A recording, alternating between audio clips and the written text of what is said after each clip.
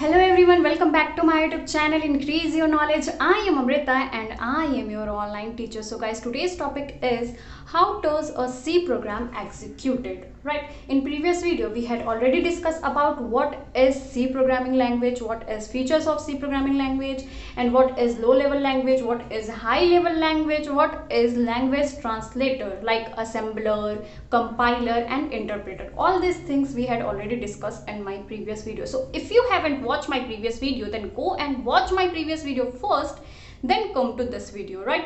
तो आज हम पढ़ने वाले हैं कि अगर आपके पास कोई टास्क दिया हुआ है, अगर आपके पास कोई टास्क दिया गया है जिसको आपने सी में लिखा हुआ है, तो उसको सिस्टम में किस तरह से एग्जीक्यूट करेंगे उसकी प्रोसेस है। यहाँ पर वन बाय वन हम एक एक प्रोसेस को पढ़ते हुए चलेंगे, ठीक है। सबसे पहले आपके पास आ जाता है C code. This is the code that you have written.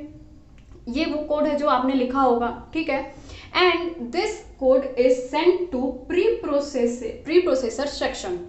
उस कोड को क्या किया जाता है, सिंपली प्री प्रोसेसर सेक्शन पे भेज दिया जाता है। अब प्री प्रोसेसर सेक्शन पे क्या होता है, in this section some preprocessor files are attach with our code. कुछ प्री प्रोसेसर फाइल होते हैं जिनको हमारी कोड के साथ ऐड किया जाता है। यहां पर क्या था, सबसे पहले क्या था आपके पास, सोर्स कोड, ठीक है। यहां पर क्या हुआ, सोर्स कोड के साथ कुछ प्री प्रोसेसर फाइल्स अटैच किया गया, राइट। अब प्री प्रोसेसर फाइल्स क्या होंगे, लाइक हेडर फाइल। अब आप बोलेंगे कि हेडर फाइल क्या है, तो गाइज जैसा कि हमने पढ़ा था कि सी क्या है, सी आपका स्ट्रक्चर प्रोग्रामिंग लैंग्वेज है या फिर प्रोसीजरल प्रोग्रामिंग लैंग्वेज है, जो हमारे प्रोग्राम को छोटे छोटे सब प्रोग्राम में कन्वर्ट कर देता है, या फिर ऐसे बोल लीजिए जो हमारे टास्क को छोटे छोटे टास्क में कन्वर्ट कर देता है, राइट। तो हर टास्क को परफॉर्म करने के लिए आपके पास कुछ सी के पास कुछ प्री डिफाइंड फंक्शन होते हैं जिनका हमको यूज करना पड़ता है। फॉर एग्जाम्पल, अगर आपको इनपुट आउटपुट ऑपरेशन परफॉर्म करना है तो आपको स्कैनएफ और प्रिंटएफ नाम के फंक्शंस का यूज करना पड़ेगा। मैंने क्या बोला कि अगर आपको इनपुट आउटपुट ऑपरेशन परफॉर्म करना है तो आपको स्कैनएफ और प्रिंटएफ नाम के फंक्शन का यूज करना पड़ेगा। और ये जो फंक्शंस होते हैं, ये जो दोनों फंक्शंस हैं, ये दोनों एक stdio नाम के हेडर फाइल में अटैच रहता है, मतलब स्टोर रहता है।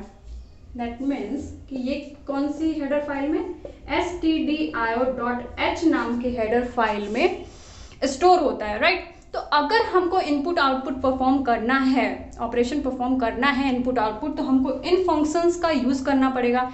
इन फंक्शंस का यूज करने के लिए हमको इस हेडर फाइल को एक्सेस करना पड़ेगा, और इसको हम एक्सेस करते हैं हैज इंक्लूड के साथ, जो कि एक प्री डिफाइंड डायरेक्टरीज होती हैं। ये क्या होता है, प्री डिफाइंड डायरेक्टरी है, राइट।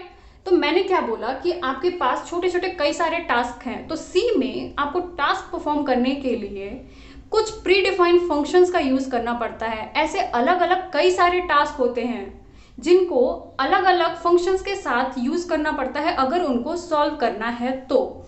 और वो जो अलग अलग फंक्शंस होते हैं वो अलग अलग हेडर फाइल में स्टोर होता है, राइट। जैसे मैंने बोला कि आपको इनपुट आउटपुट परफॉर्म करना है तो आपको इन दोनों फंक्शंस का यूज करना पड़ेगा, और ये दोनों फंक्शन stdio.h नाम के हेडर फाइल में स्टोर होती हैं, तो इसको एक्सेस करना पड़ेगा। क्लियर।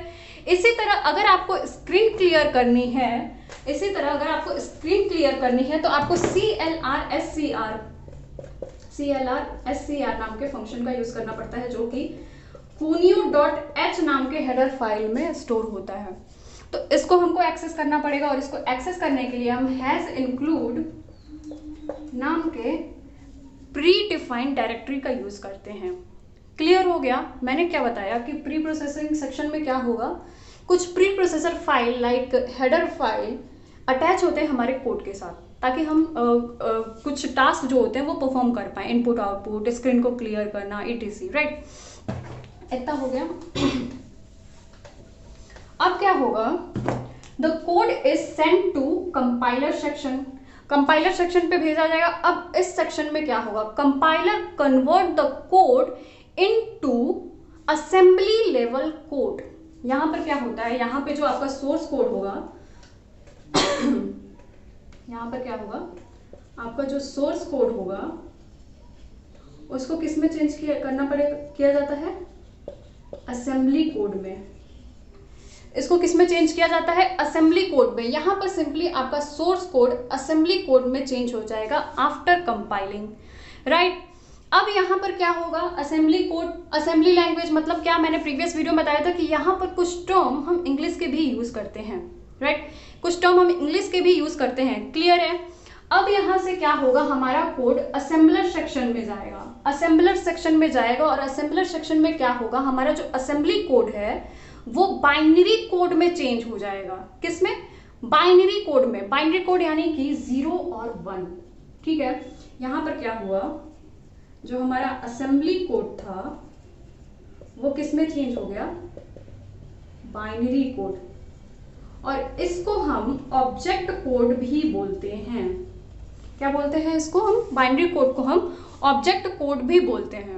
क्लियर हो गया? असेंबलर ने क्या किया? असेंबलर ने हमारे कोड को बाइनरी कोड या फिर ऑब्जेक्ट कोड बोल लीजिए, उसमें कन्वर्ट कर दिया। And after this object code is sent to linker section. अब लिंकर पर क्या होता है? लिंकर की क्या रिस्पॉन्सिबिलिटी है? तो जैसा कि मैंने बोला कि सी क्या है? आपका स्ट्रक्चरल प्रोग्रामिंग लैंग्वेज है या फिर प्रोसीजरल प्रोग्रामिंग लैंग्वेज है। तो यहाँ पे हमारे बहुत से बड़े टास्क जो होते हैं वो छोटे छोटे टास्क में कन्वर्ट हुए रहते हैं, राइट।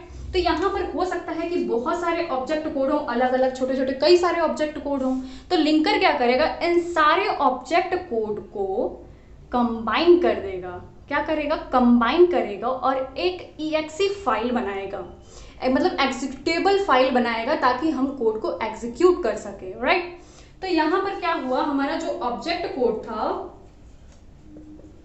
वो मशीन कोड में चेंज हो जाएगा, मशीन कोड में चेंज हो जाएगा, राइट। यहां पर क्या होगा? मशीन कोड में चेंज हो जाएगा। कहां पर? यहां पर ही, लिंकर पर। और यहां पर क्या हुआ था? असेंबलर में बाइनरी कोड या फिर ऑब्जेक्ट कोड में चेंज हो गया था हमारा कोड। अब हमको क्या मिला? हमको क्या मिला? मशीन कोड मिला। आप इसको मशीन कोड बोल लीजिए या फिर टारगेट कोड, या फिर टारगेट कोड, क्लियर है। तो हमको हमारा टारगेट कोड मिल गया। अब क्या होगा? टारगेट कोड कहाँ जाएगा? लोडर सेक्शन पे। लोडर पर क्या होता है? Your code is not execute until it is not loaded into main memory. आपका कोड तब तक एग्जीक्यूट नहीं होगा जब तक कि उसको लोड ना किया जाए। कहाँ पर? मेन मेमोरी में। मेन मेमोरी में हमको स्पेस देना पड़ता है, रैम में हमको अपने कोड को स्पेस देना पड़ेगा, स्टोर करना पड़ेगा, लोड करना पड़ेगा, राइट। तो लोडर यही करता है। लोडर क्या करता है? हमारी कोड को लोड कर देता है मेन मेमोरी में यानी रैम में, ताकि एग्जीक्यूट हो सके हमारा कोड। सो ये प्रोसेस थी आपको एग्जीक्यूट करने के सी प्रोग्राम को, राइट। सो आई होप कि आपको समझ में आ गया होगा। मैंने 1 बाय 1 हर एक सेक्शन को डिस्क्राइब कर दिया है। सो अगर आपको मेरी वीडियो पसंद आई हो तो प्लीज़ मेरे चैनल को लाइक करें, सब्सक्राइब करें, मेरी वीडियोस को लाइक करें and don't forget to share with your friends and family. और अगर आपके पास कोई क्वेरी है तो आप मुझसे कमेंट सेक्शन में पूछ सकते हैं। Thank you so much. मिलते हैं नेक्स्ट वीडियो में नेक्स्ट टॉपिक के साथ।